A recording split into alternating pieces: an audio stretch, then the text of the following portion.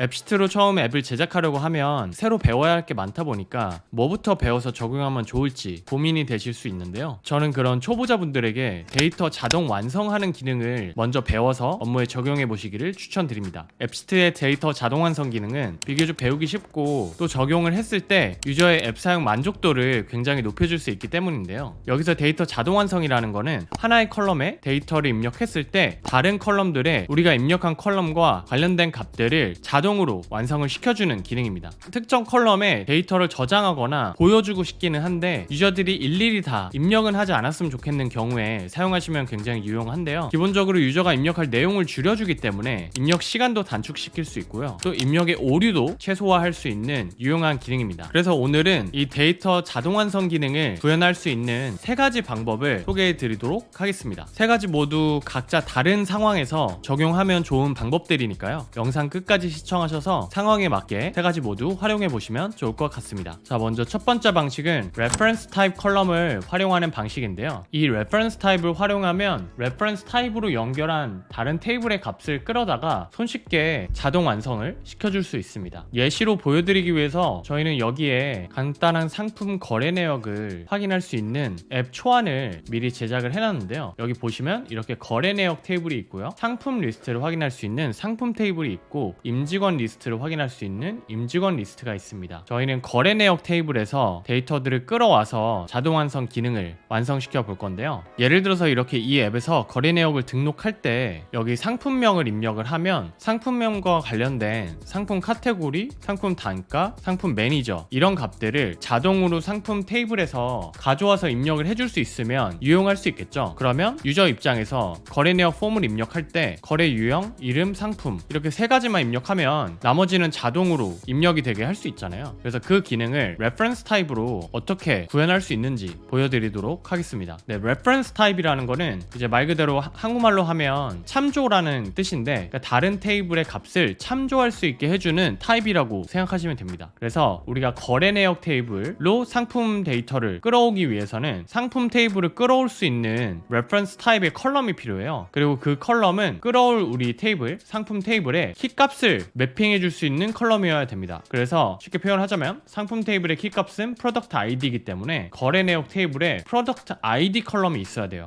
제가 미리 product ID를 이렇게 컬럼명으로 넣어놨습니다. 여러분들도 만약에 다른 테이블을 reference 타입으로 끌어오고 싶으시면 이렇게 끌어올 테이블에 키값을 컬럼명으로 넣어줘야 된다는 거 염두에 두시면 좋을 것 같고요. 이렇게 키값을 넣어뒀으면 이제 이 타입을 reference 타입으로 설정을 해주시면 됩니다. 그러면 자동으로 이렇게 디테일 뷰가 들어오면서 이제 이 reference 타입을 어떤 소스 테이블로 지정을 해줄 건지를 선택하게 되는데요. 저희는 이제 상품 테이블에서 가져올 거기 때문에 상품 테이블을 선택을 이렇게 해주시면 됩니다. 그리고 던을 눌러주시면 되고요. 한번 세이브를 해볼게요. 그러면 지금 이 product ID 컬럼은 여기 뷰에서 보시면 이 상품 테이블에 지금 들어가 있는 상품이 드롭다운으로 지금 표시가 되고 있는 거예요. 이게 테이블이 지금 연결이 되어 있기 때문에 이렇게 자동으로 뜨게 되는 거고요. 이 product ID가 지금 상품 테이블에 이 product ID 키값이죠. 키값으로 되어 있는 요것과 연결이 돼서 지금 이 드롭다운에 보이게 되는 겁니다. 네, 여기서 참고하시면 좋은 게 요게 지금 product name이 레이블로 지정이 되어 있죠. 그래서 우리는 키값, 사실은 product ID라는 키값을 연결을 해준 거지만 레이블이 product name이기 때문에 여기서 선택하는 드롭다운에서는 상품명이 대신 표시된다라는 거 참고하시면 좋을 것 같습니다. 네, 이거 선택해서 만약에 데이터를 저장하시면 실제로는 product ID가 시트에는 저장이 됩니다. 왜냐면 실제 데이터는 키값으로 저장이 되기 때문이죠. 다만 이 앱시트 상에서만 레이블을 product name으로 해놨기 때문에 앱시트 상에서 보일 때는 상품명으로 보이게 할 수 있다. 이렇게 참고하시면 되고요. 그럼 이제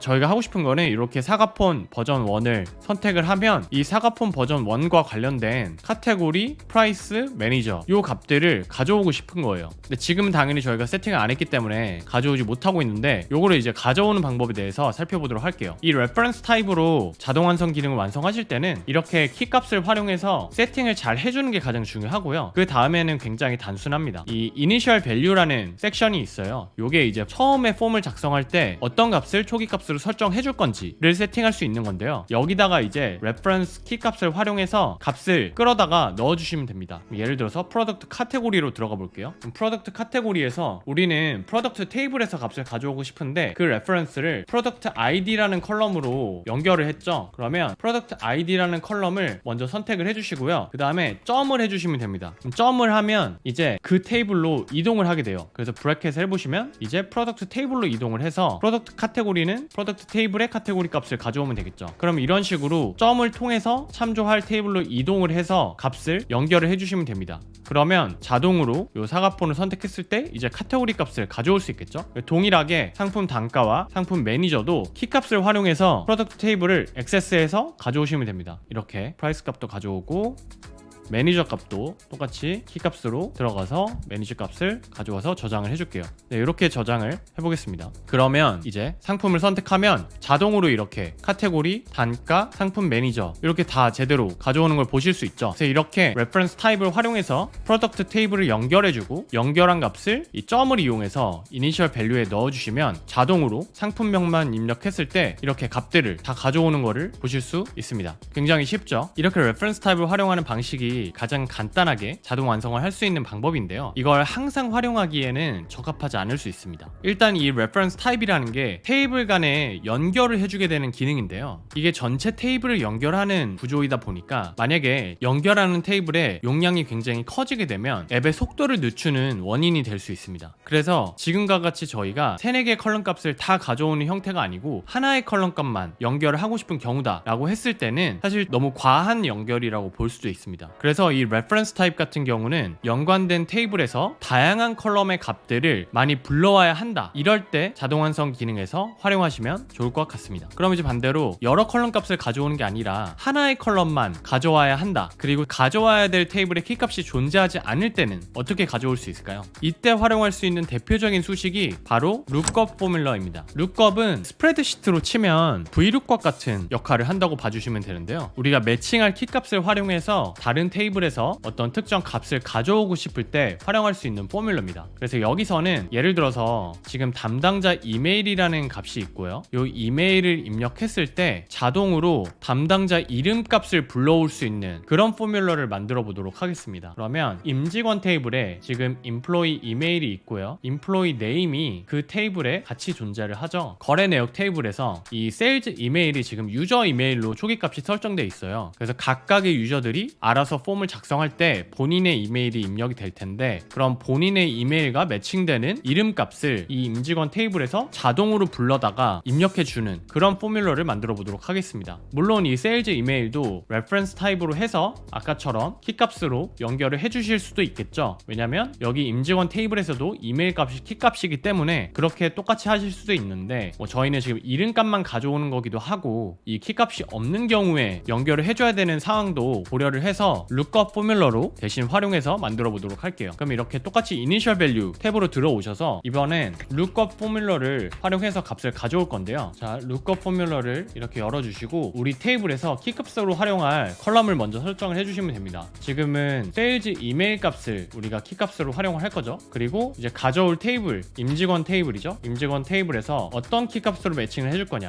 이메일 컬럼으로 매칭을 해줄 거죠. 그리고 매칭이 됐을 때 가져올 컬럼 값은 어떤 거냐, 가져올 컬럼 값은 name입니다. 그래서 이렇게 설정을 해주시면 됩니다. 이렇게 설정하고 세이브를 해보도록 할게요. 그러면 이제 다시 폼에 들어가시면 이렇게 담당자 이메일이 입력됐을 때 담당자 이름이 자동으로 불러와지는 걸 보실 수 있습니다. 그리고 이메일이 달라지게 되면 이렇게 이름이 바뀌게 되죠. 담당자 이메일에 따라서 담당자 이름이 자동으로 이 lookup 포뮬러를 활용해서 불러와지게 됩니다. 이렇게 lookup 포뮬러를 활용하는 게 유용한 게 항상 우리가 모든 테이블을 reference 타입으로 연결을 할 수 있지는 않거든요. 그렇기 때문에 가져오고 싶은 값이 연결이 되기 어려운 테이블에 있다, 혹은 컬럼 하나만 가져올 거기 때문에 레퍼런스 타입으로 연결하기는 좀 부담스럽다, 불필요한 것 같다 싶으실 때 이 lookup 포뮬러를 활용하시면 좋을 것 같습니다. 이렇게 lookup이나 레퍼런스 타입을 활용해서 다른 테이블에 있는 컬럼 값을 자동으로 입력하고 싶은 경우도 있겠지만 다른 테이블 값이 아니라 내가 기존에 있는 테이블에 계산을 해서 값을 입력해주고 싶으실 수도 있거든요. 이럴 때는 값을 끌어올 필요가 없으니까 그냥 이니셜 밸류에 포뮬러만 써주면 되는 되는 거 아닌가 싶으실 수도 있는데요. 그렇게 해결이 어려운 경우가 있습니다. 그래서 이번에는 그렇게 해결하기 어려운 경우에 어떻게 자동 완성을 할 수 있는지 보여드리도록 할게요. 네, 예시로 하나 또 보여드릴 텐데, 이렇게 룩업 포뮬러를 활용해서 담당자 이름을 끌어왔고요. 밑에 상품을 입력하면 자동으로 레퍼런스 타입을 활용해서 밑에는 또 완성을 시켜줬죠. 그럼 밑에 이제 마지막으로 거래 날짜와 판매 확정 날짜라는 값이 있는데요. 여기 지금 이니셜 밸류를 보시면 거래 날짜는 오늘 날짜로 자동으로 일단 시작 일자가 기입이 되게 되어 있습니다. 그리고 판매 확정 날짜는 2주가 지난 플러스 14일 날짜가 자동으로 확정 날짜로 지정이 되게 되어 있는데요. 이렇게 한번 폼을 저장을 해볼게요. 그러면 이렇게 값이 입력이 됐죠. 근데 예를 들어서 우리가 오늘 날짜로 거래가 된 걸로 생각을 했는데 알고 보니까 전날 거래가 된 거였어요. 그래서 이거를 이제 수정을 해주고 싶은 거죠. 이렇게 031로 수정을 했을 때 내가 폼을 열어서 이렇게 에디트를 했지만 이 판매 확정 날짜는 여전히 18일로 되어 있고 변경이 되지 않거든요. 이게 왜 그러냐면 이 이니셜 밸류라는 거는 처음에 우리가 폼을 입력하는 그 시점에만 작동을 하게 됩니다. 그래서 그때 처음에 폼을 열었을 때 바로 계산을 한번 하고요. 그 이후에는 실행이 되지 않는 그런 수식입니다. 그렇기 때문에 우리가 이렇게 폼에서 데이터를 수정하게 됐을 때는 다시 작동을 하지 않거든요. 그래서 이런 경우에 만약에 3일로 내가 변경을 했는데 자동으로 14일 더해줘서 17일로 만들고 싶다 라고 하시면, 물론 여기서 이니셜 밸류에 입력하지 않고 포뮬러라는 탭이 또 왼쪽에 있어요. 그래서 여기다가 입력을 해주실 수도 있거든요. 이 이니셜 밸류에서 빼고 포뮬러에다가 입력을 해주실 수가 있습니다. 그럼 어떻게 되냐면 이렇게 자동으로 변경이 되죠. 그리고 이때는 매번 포뮬러는 계산을 해주기 때문에 우리가 031로 바꾸면 또 17일로 자동으로 잘 바꿔줍니다. 근데 이때 문제는 뭐냐면 포뮬러를 활용하면 우리가 값을 변경을 해줄 수가 없어요. 그러니까 무조건 지정된 수식대로만 움직일 수 있다는 거죠. 그래서 이렇게 회색 표시가 되고 유저가 수정을 할 수가 없죠. 근데 경우에 따라서는 우리가 자동으로 계산을 해주게는 하고 싶은데 유저가 특이사항에 있어서는 또 변경도 할 수 있게 해주고 싶다, 이럴 수도 있잖아요. 그러면 그런 경우에 어떻게 하느냐, 그런 경우에 이제 할 수 있는 방법이 바로 오토메이션을 활용하는 방법인데요. 오토메이션 기능을 활용해서 이 거래 날짜가 변경됐을 때 판매 확정 날짜를 14일 더해주는 그런 봇을 만들 수가 있습니다. 근데 이제 판매 확정 날짜가 변경될 때는 이제 트리거가 되지 않게 한다면, 거래 날짜가 변경됐을 때는 자동으로 14일을 더해주되 유저가 판매 확정 날짜만 바꾸고 싶다 하는 경우에는 또 바꿔도 이제 14일이 더해지지 않겠죠. 그래서 그렇게 경우에 따라서 값을 지정해 줄 수 있게 세분화해서 자동화 작업을 하고 싶으실 때 이 오토메이션 기능을 활용하시면 좋은데요. 예를 들어서 이렇게 오토메이션 화면으로 들어오셔서 크리에이트를 해주시고요.